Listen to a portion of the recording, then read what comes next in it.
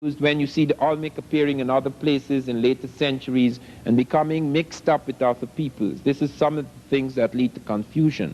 We must understand that in the capitals of the Olmec world, in the Olmec morning or the morning of that Olmec world, you have people coming into the site, occupying these sites as early as 1200 BC at La Venta, the holy capital, as early as 1500 BC at San Lorenzo.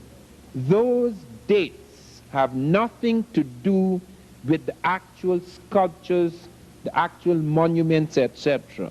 People walk into a site and start to occupy it because they find there is land there, they can plow the fields, they can grow crops, they can eat, etc. They don't just walk in today and tomorrow they start building colossal sculptures and massive ceremonial platforms and pyramids, etc. So when people come into a site, has nothing to do with when the flowering, the high point, the climax of the civilization occurs. The Olmecs came into their sites pretty early, as early as 1500 BC at San Lorenzo, as early as 1200 BC at La Venta. You must look carefully at this map and see the diamond points. Those are the capitals. And those diamond points show you where the Olmec first made their major settlements. Now it is as early as 1858 that Mexicans became aware of these sites. Remember that just like in Egypt, a great civilization flourished and then died, and then people forgot all about it. The pyramids lay under the sand, the Sphinx lay under the sand. Something stood there like enigmatic witnesses of a glorious past. But many people continued to live for centuries without recovering the majesty of that civilization, without being able to go back to their roots. This is what happened in many of the great cities of the Americas. That for a long time, for centuries, a shadow fell upon this world. Something very unusual seemed to happen somewhere around 8900. Some people put it slightly later, but something very unusual happened in America. It may have been some kind of cataclysm, it may have been an epidemic, it may have been the upheaval, some revolution in which the elite was overthrown and many of the marvelous statues and many of the marvelous platforms were abandoned. We do not know exactly what happened. It was suggested by Victor Damas at Palenque that there was an epidemic of cholera and that could account for the disappearance of people. And that may be a plausible explanation for the disappearance of some of the people from the Mayan sites.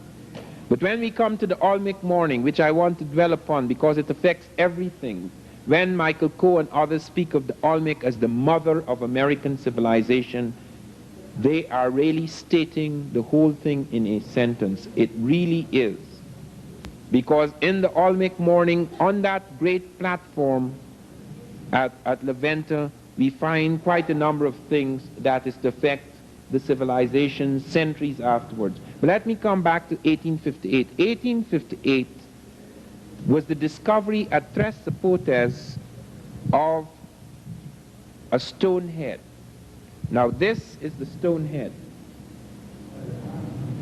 This is the first head to be discovered. Now look closely at this head.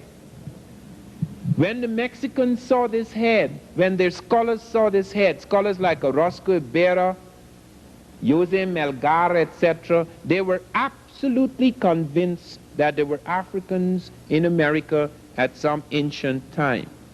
Why were they convinced? They were convinced by two things. By the African physiognomy, the dome of the forehead, the cut of the nose, the jaw, the mouth, etc., but also by something which has never been mentioned in the archaeology for some odd reason. And that is, at the back of the stone head, there was hair, detailed Ethiopian type hair. No Native American has hair like that. And if that was presented in the archaeology, all this nonsense about babies and jaguars, I have never seen a jaguar with hair like that. And I've never seen a baby with a face like that. People had to find explanations for things they found embarrassing. It is similar to the discovery of the great civilization of Ta-Seti, the kingdom rather of Ta-Seti in the Nile Valley, which precedes the Egyptian. The man who found the Ta-Seti, Keith Seal, never said a word about it. He died without saying anything. And it was left to Bruce Williams, who many of us will hear in Atlanta in September. It was left to Bruce Williams, his student, to take it out to the back rooms of the University of Chicago Oriental Institute and present it to the world. They said the reason why they delayed so long is because it took 15 years to put the pieces together. Without all those pieces, the stoneware vessels, etc., the pottery that was found, the stone incense burner at the site of Ta-Seti at Kustal, the site of Kustal, did not need putting together. It was intact from the very beginning. What needed to be put together were their heads. And that was not put together until the head who had a right to put it together died. Thank God. It is absolutely important for us to take a very serious view of this, because we find again and again and again that you have a deliberate effort to wipe out the evidence, to hide it, to explain it away.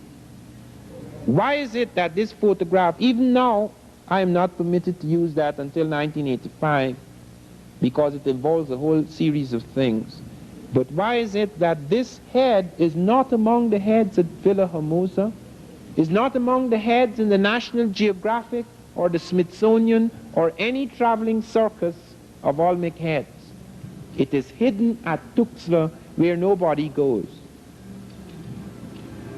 It's very important to note that that was the first head found, and it had a profound effect, although it was the only thing found at that time that indicated an African influence. It was left to the expeditions of 1938 and 1939, expeditions carried out jointly by the Smithsonian Institute, the University of California, and the National Geographic, before they found more of these stone heads. They recovered the one at Tres Zapotes, and then they went on the next year in 1939. They went on to La Venta, and then they found 4 of these stone heads. They also found, and many of you have noted this in the museum at Villa Hermosa, at La Venta Park, you have noted the plan of the city. I want you to look at that plan carefully. There is the first pyramid in America. There is the first step pyramid. There are the arms of the village, and on those arms stand the great stone heads facing the Atlantic Ocean.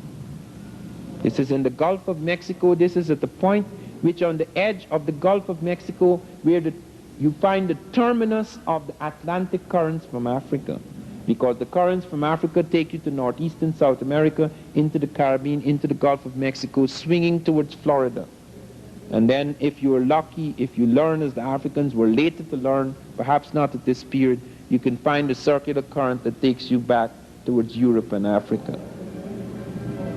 Here at La Venta, they began to see a distinctive art style. Here at La Venta, they began to see something in the faces of the monuments, something in the traits, the cultural traits of the Olmec that was to leave its stamp on later civilizations like the Maya, out in Palenque, out in Monte Alban, out in Mitla, even in the evening, the twilight of the gods at Teotihuacan, out at Tatilco, at Cerro de las Misas, in the Monte Alban phase. All of these are branches coming out of the mother culture, the Olmec. And there's something very distinctive. Here, for the first time at La Venta, are the pyramids. Here, for the very first time, is found the sarcophagus, like in Egypt. Here, for the very first time, are monumental stelae and sculptures of colossal proportions. Here for the very first time are the great priest kings. Here for the very first time are enormous ceremonial temples and altars built to the gods. Some things must be said about the stone heads which you must note. There is one of them that has a tube running from the ear out of the mouth, which was featured as an oracle, and it has a flat top which functioned as an altar. This is very important because it is that kind of